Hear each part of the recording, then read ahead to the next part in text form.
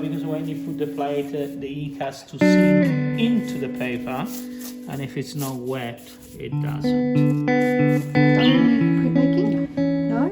So, you know, you've got etching on zinc plates, copper plates, you've got lino cuts, wood cuts, lithography, plate lithography, stone lithography, screen printing. It's like a really big, printmaking is huge. This studio specialises in all things etching and relief, which is things like wood blocks or lino cuts. So basically the reason I'm showing you this area is because you'll be cleaning your plates out here. There's the rag in here, there's lots of rags that are still usable, and you'll see there's some little orange bottles in the studio. Anything that's an orange bottle like this has orange solvent in it. I'm just going to give you a little quick explanation on how I made the plates for you. So come back into the middle room.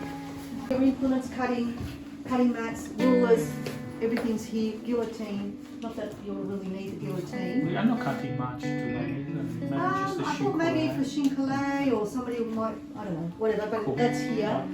This sink in here is only used, it's kept pristine clean as possible, and it's only used for soaking paper, which we're not going to do today, but you've all worked in a darkroom, so if you think of these plates like darkroom paper, you expose your image onto the plate, and the plate is an etching, so it's an etched plate, which means that it's got, if you feel the surface of your plate, it will have little dips and valleys and mountains, and the etching ink sits inside the plate, and then we take an impression of that with the etching paper.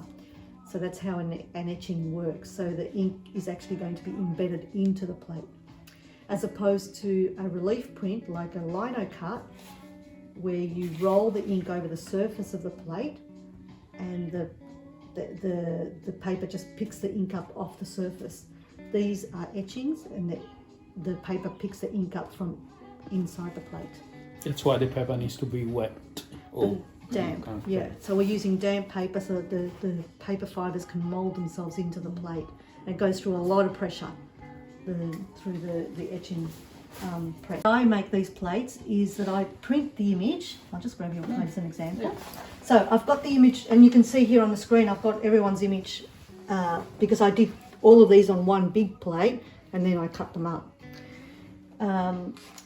So this one here.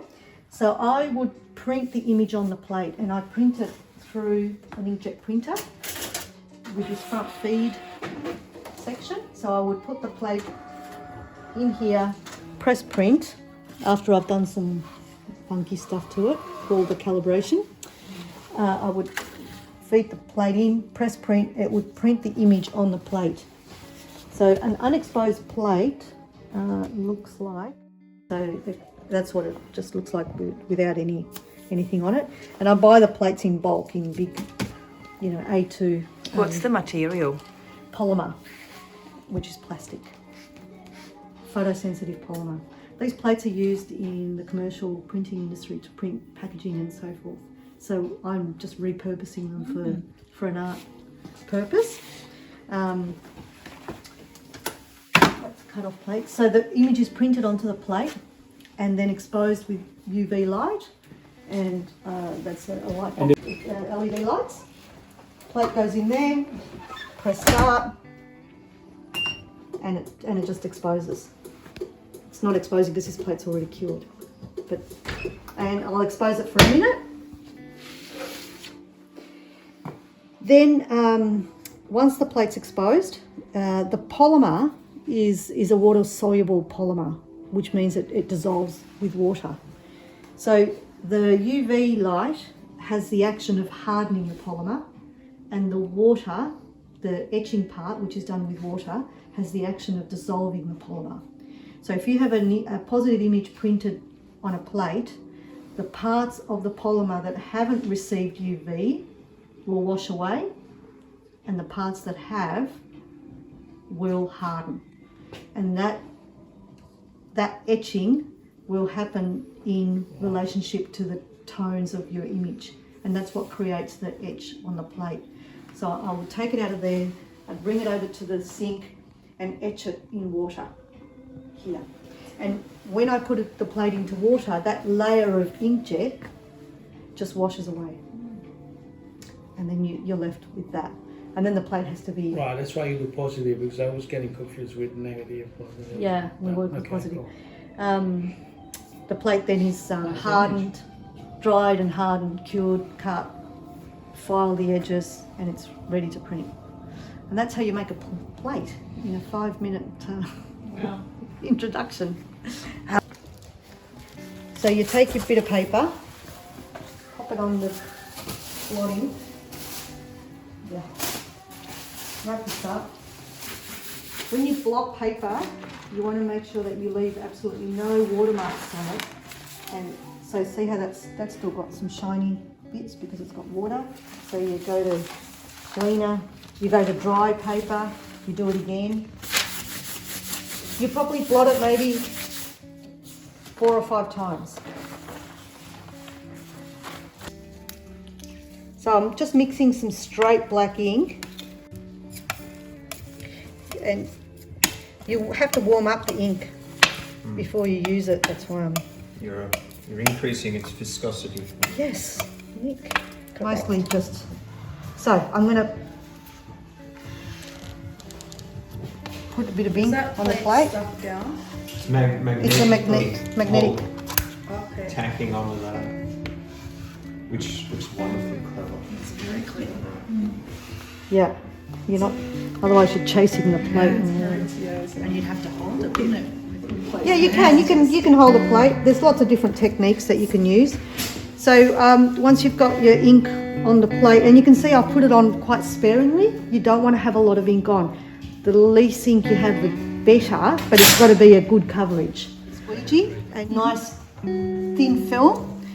I pushed the ink in and wiped it off with the tarlatan. I kept going to a cleaner part of the tarlatan and kept wiping, yeah. And then when I started to see the image come up, I started to wipe with this part of the hand. Always flat your hand, never scrunch up your paper, always keep your paper nice and flat. You don't want to do this because that'll scratch the plate, yeah. Nice and flat. And I've taken a lot of the pressure off my hand for these final wipes. Just gentle, gentle, gentle, gentle.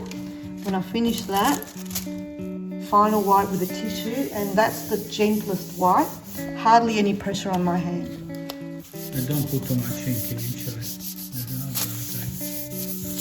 It's going to take ages to get rid of it. Yes, but you've got to have enough. I'm popping the plate down on the press, and you'll notice that my hands are not going to touch the press bed because I don't want any ink around here.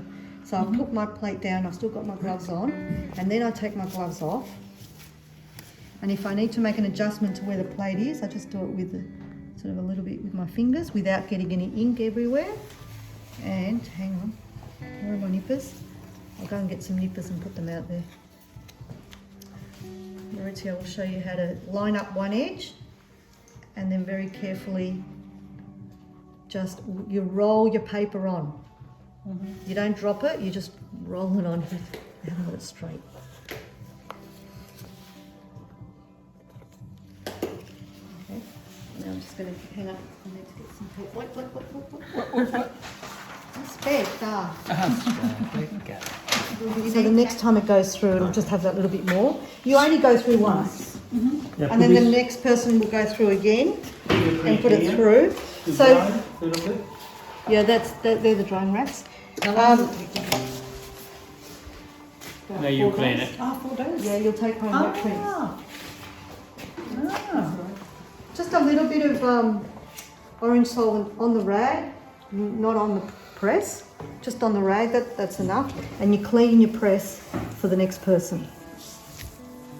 So we'll dedicate this rag to this press, and I usually just leave it sitting underneath. The orange solvent goes here in the middle. You don't need to clean this one, you ink it again.